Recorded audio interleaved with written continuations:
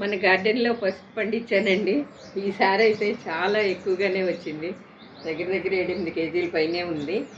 ఈ పసుపు harvest video మన ఛానల్లో ఉందండి, చూడండి. 2 పార్టీలుగా పెట్టాను. అసలు ఈ ఏరియాలో పసుపు పండించడం అంటేనే చాలా తక్కువ అండి, చాలా రేర్.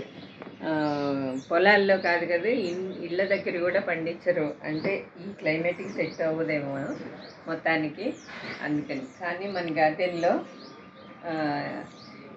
ఇయర్ బై ఇయర్, అంటే ఫస్ట్ ఇయర్ కొద్దిగా, సెకండ్ ఇయర్ ఎక్కువ, ఇప్పుడు థర్డ్ ఇయర్ ఇంత పండించానండి. ఇయర్ అంతా సరిపోవచ్చు మాకు.